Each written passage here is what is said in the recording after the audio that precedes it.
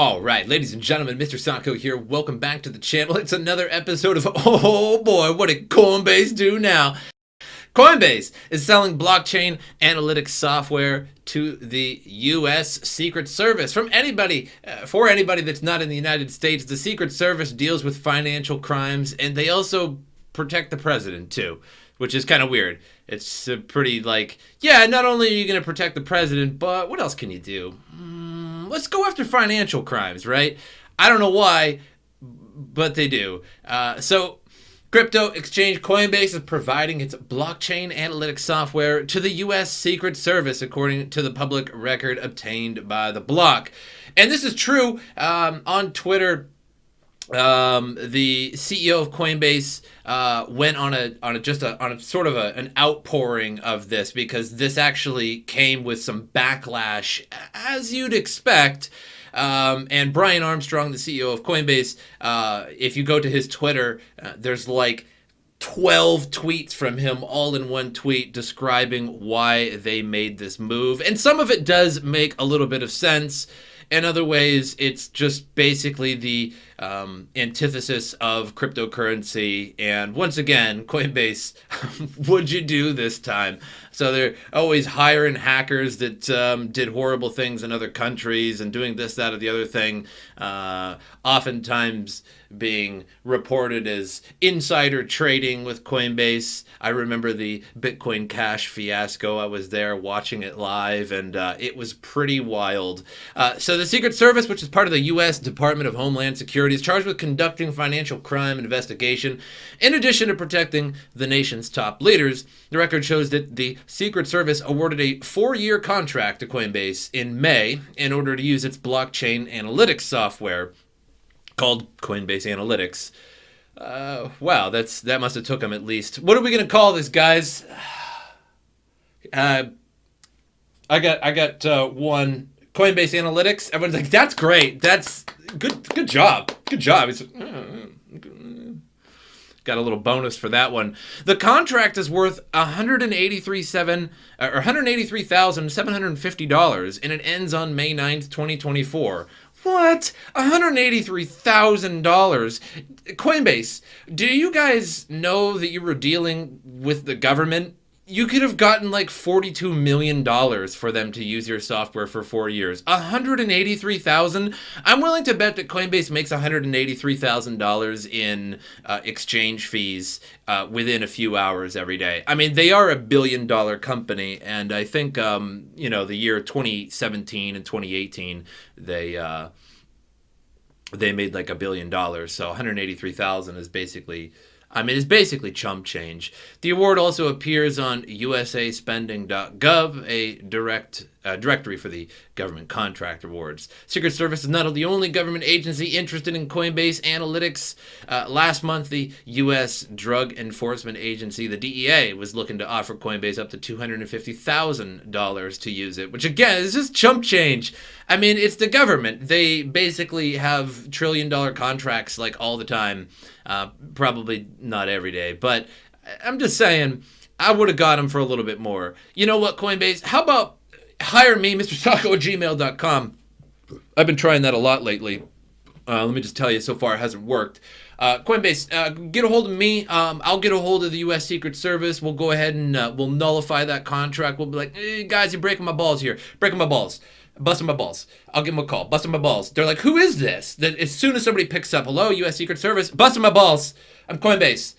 And I'll be like, guys, $183,000. I'm gonna need $40 million. They're gonna be like, no, how about 35? I'll be like, yeah, we'll call it 35, right? And then I'll pocket $1 million. I'll give you guys the $34 million.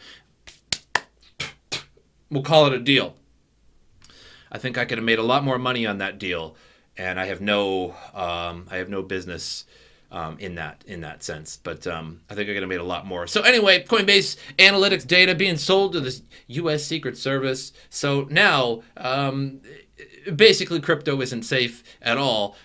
Not that it was when you signed up to KYC on Coinbase anyway. I still don't know why I trade on Coinbase. It's just so easy. They just make it so easy. It's like Facebook, right? It's just like everyone's like, oh yeah, I'm gonna delete my Facebook. Yet there's still like 8 billion, there's still like a billion or more users on Facebook. So where is everybody going? Apparently not. It's just too easy. It's just too easy. All them memes. Anyway, moving on to more Coinbase news, reportedly preparing for stock market listing later in 2020. So instead of Coinbase doing what crypto probably should have done, hey, don't wave on this is my video. Don't wave on my video. I don't know who this guy is. But instead of, making like, a Coinbase token or some kind of ICO or something like that. Instead, they just decide to go straight to the stock market. And again, the antithesis of cryptocurrency. Coinbase is reportedly preparing for a U.S. stock market listing that could come sometime this year. According to Reuters, preparations for a listing are underway, but still need the green light from Securities and Exchange Commission. If successful, it would mark the first time that a cryptocurrency exchange would be listed on traditional markets. Some mining companies have conducted or are preparing for initial public offerings, with Canon doing so late last year. So this makes sense that Coinbase would be the first to actually have like a public offering and have public stock out of any exchange. Coinbase to me, and maybe I'm a little bit biased living in America, but America has a lot of like tight regulation. Coinbase is extremely insured. I kind of doubt Coinbase will ever be severely hacked. I don't believe they ever have been, and I don't think they will be. I think Coinbase is definitely is like the Rolls Royce of cryptocurrency exchanges in a lot of ways. And unfortunately, they got rid of those sweet, sousy free limit orders, which was just so amazing to trade with, but I don't know. It is yet unclear if Coinbase will opt for an initial public offering to accompany public trading. While raising additional capital is often associated with listing, its existing shares could simply be available for trading with no additional funding. Coinbase was valued at more than $8 billion in its latest private round. Earlier today, Cointelegraph reported that a new legal counsel was brought in the company to manage relations, possibly in the preparation of their IPO. And, Coinbase, it kind of makes sense that they had free limit orders for the longest time, because that's sort of like what a lot of companies do, is that they sort of eat losses, even though Coinbase was definitely not eating losses, but they sort of eat losses for a long time in order to get a big user base. I mean, do you guys remember when Netflix was like $5 a month and you could get DVDs shipped to your house? I mean, that's an expensive process to not only print DVDs or physically buy them from manufacturers, but also to get your name in. Because when Netflix first came out, you used to like request a DVD and it would come to your house, and then you would watch it, and they would just hope that you send the DVD back. So, I mean, that's a really expensive process. And then it was like, $5, $6, $8 a month. Now it's like, I think $16 or $20 a month. So it's just sort of like the rope-a-dope. You bring them in and then you raise up the prices. And that's sort of Coinbase's MO for the past few years here. But moving on to different news, Bitcoin Gold again. Oh boy, what did Bitcoin Gold do now? Say they stopped an extremely long block reorganization attack. So here's the thing with that, is that if you stopped an extremely long block reorganization attack, or essentially a 51% attack, you weren't paying attention for very long, extremely long, and you're like, oh wow, there's something going on, and then you stop it. Good job, guys. According to the development team, an attacker rented hash power from mining service provider NiceHash. God, NiceHash. This is just a whole oh boy episode. Oh boy, what did NiceHash do now? NiceHash, the number one place to 51% attack lower security coins of your choice since 2016. On July 1st, and they secretly mined an alternative chain, essentially creating a new transaction history for the network for nearly 10 days. They just didn't bother doing anything about it, I guess. I don't know. Mining over 1,300 blocks in the process. On July 10th, the attacker released the secret chain in an attempt to collect over 8,000 Bitcoin Gold, worth more than $75K at press time. So you did all that for $75,000? I mean, that's a lot of money, but damn, that's a lot of work. However, that is a pretty clever attack.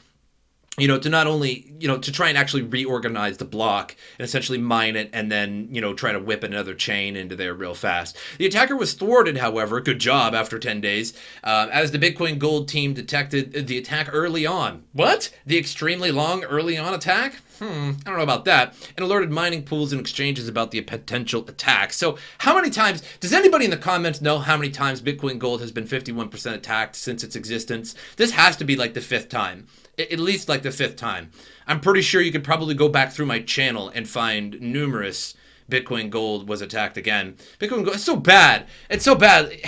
Why would you even use the coin anymore? I mean, nobody's using the coin to like actually buy things. People are just like mining it and then selling it on exchange for different things. So like, why would anybody buy it? I don't get it. I really don't get Bitcoin Gold. I never have.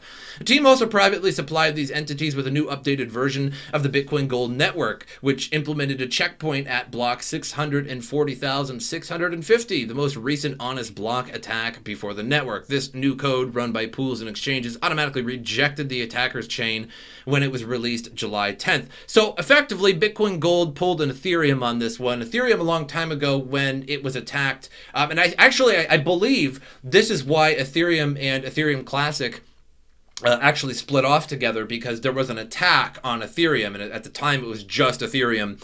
And Vitalik Buterin said, yeah, we can just do a reorganization and we'll pull it all the way back. So at the time, that's not a big deal. But nowadays, particularly with Bitcoin, you can't really do that. Because if I were to send you something, let's say I seen you online and you're selling some kind of electronic, a GPU, for $400. So I give you $400 in Bitcoin, and then you give me the GPU. But if just such a reorganization took place during that time, I would get my Bitcoin back, and you would find out that you no longer have that Bitcoin. It doesn't exist. So that's really, really bad for cryptocurrency blockchains. It was TZ or CZ, CZ from Binance, who considered doing a reorganization of the Bitcoin blockchain after like 8,000 Bitcoin or something like that was stolen from their exchange, and everybody was like, "You're crazy." And people lost a lot of respect for that guy when he said that, because you're crazy if you think you're going to do that, particularly on a big blockchain like Bitcoin. So Bitcoin Gold has a history of reorg attacks. The network faced a $70,000 attack on January 20th and an $18 million attack in May 2018. So at least 2, but I thought there was more. I really thought there was actually more. Like, I think people attack Bitcoin Gold like all the time using NiceHash. Oh boy, what did NiceHash let everybody do this time? That's probably more accurate with NiceHash. So moving on. Hacker stole 336 Bitcoin from crypto exchange. This guy again, I don't like him. Get him out of there. Hacker steals 336 Bitcoin. UK-based cryptocurrency exchange Kasha, which just sounds bad. Like, that just sounds like if you were like, hey, do you want to put your Bitcoin on an exchange? And I go, okay. And you said, put it on Kasha. And I'm like Casha? They're like, no, with 2 A's on the end. I'm just going to go, no, you put 2 A's on the end of that. I'm definitely not putting my Bitcoin on there. So I'm sorry for everybody that lost Bitcoin, but don't put your Bitcoin on anything that's named like that. The company stopped all the crypto-related transactions. However, users are not affected by this hack. Prima facie users are not affected by this hack. So, in a media brief shared with Cointelegraph, Kumar, CEO of Kasha, said that one of the wallets was compromised and more than 336 Bitcoin was sent to the hacker. He also suspects the hacker is from East Delhi, India. Yeah, I could have told you that one. Sorry. Where do most of these hacks come from? It's either India, China, or Russia, where there are no rules or like extradition policies in general. There are no rules in India. It's like Mad Max everywhere you go. They're just marauders spraying chrome on their teeth and stuff, like just driving around everywhere. All the hackers and scammers and stuff like that come from either China or India. And I don't mean to put the countries down. Okay, they're great countries. All right, I've known some people from both. All right, great people. But always do. There's no rules in China or India. There isn't any rules. Like, how were you supposed to actually get caught if you're like in the middle of Russia or China or India and you do some kind of cyber crime? Tell me who's going to catch you. When you tell me that, You can't. The company's filed a cybercrime incident report to the Delhi Crime Bureau, an acknowledgement number, under the cryptocurrency crime category, which I'm sure that's going to get solved real fast. Kasha suspects malware was installed onto the computer used to make exchange transfers like user withdrawals. The malware notified the hacker when an employee logged into the account and made 2 transfers from the wallet. Kasha was using a blockchain.com wallet to store and send BTC. Oh, God. Oh, man. That's so bad. Did they? I wonder if, you go to Kasha, their website, and they publicly announce that we're using somebody else's wallet. We're not actually using our own wallets that we decided to make for our cold storage or our hot storage, etc. We used blockchain.com to use our wallets, which, any Bitcoin wallet is just as secure as any other Bitcoin wallet. A Bitcoin wallet is a Bitcoin wallet, right? It doesn't matter if there are no different Bitcoin wallets in that sense. It's just a private key. It's connected to the blockchain. It's just all the same. But it's a matter of how that wallet is secured. How is that private key secured? And you're using this third-party system to do that as an exchange. What does that remind you of? It reminds me of Quadriga CX or QX exchange, when that Quadriga guy went to India, even though he has Crohn's disease, to build an orphanage, and then he disappeared because he was basically running the exchange on a laptop, and he was the only one that knew about the private keys, and then poof, and it's gone. Oh, the cryptocurrency was just never there. He was abusing the funds, and he was keeping them on various different exchanges and stuff. That's a story I would like to believe in for sure. So we're still investing in the damage caused by the incident and suspend all withdrawals for 24 hours. We have called the board meeting to decide whether the company will bear all the losses. Oh, whether the company's going to bear all the losses. Who else is going to bear all the losses? Tell me who is going to bear all the losses. You guys held a board meeting to decide whether the company will bear all the losses or not? Yeah, how about, they are going to bear all the losses. Why don't you guys up your pockets, right? It's not anybody else's fault that you used blockchain.com and you let some doucher from East Delhi, India, to hack your douchebag random AA exchange. I'm sure it means something, but your AA douchebag exchange. Are we gonna bear all the losses? Who are we gonna make bear all the losses here? Who can we put this on? No, you guys are. You kidding me? Be insured. Up your pockets. My God. That's a serious quote. I'm going to read that last part one more time. We have called the board meeting to decide whether the company will bear all the losses. Yeah, I think you guys are. You going to put that on your users? Are you seriously going to put that on your users? Oh, my brain. God, the crypto news hurts my brain every day. Oh, why? Why haven't we learned by now? What is happening? What is happening? We could put a man on the moon. I don't know. I know some of you are going to be we're going to put a man on the moon. We could put a man on the moon. We could put little rovers, little things. We could send a rocket through space. Right? And then it gets near another planet like Venus or Mars or Jupiter's or Saturn's moon, Titan, and we can just go with a little parachute and land on it, and a little robot starts moving around on the planet, okay? We can do all that, right? We know about quantum physics and the secrets of the universe. We can, if you got a heart disease, you know what you can do? You can literally go to the hospital and they're yeah, we got a new heart from you, right? And it's in a frozen box, right? Then they put you asleep and they take a saw, and they cut your chest and they pry it open. They got an MFR on you going, come on, and whipping your sternum apart like an alien movie, right? They clip your heart out of your body and then they put another one in and they flick it. And they wake you up a day later and you're okay. They rip your heart out of your body, okay? But we just can't secure software. We just can't do it. Right? We just can't secure cryptocurrency exchanges. We can't make Windows work properly without crashing every 3 days on you. We just can't do it. Oops, we're sorry, right? We just can't do it. Okay. Anyway, CoinMarketCap, Bitcoin still at 2,978. There ain't nothing going on. I think we could put that Family Guy meme in here, and it just says it's going to rain with that meteorologist, and because that's it, it's going to rain. There's nothing going on right now. I don't even know why I have CoinMarketCap up. I just like to do it at the end of every episode, just to let you know, in case you're just watching this and you're listening to this and you're not watching. Nothing's happening at all. But I hope you guys enjoyed it. Make sure you subscribe to the channel. Come on, do it. And then like the video and stuff too. I'm sure that's going to convince a bunch of people to dislike the video. But guess what? When you dislike a video on YouTube, you give it an engagement either way. Although the same video, if you uploaded it and it had more likes, it would be up top. But either way, do what you want. But I hope you guys enjoyed it. I'll see you guys next time.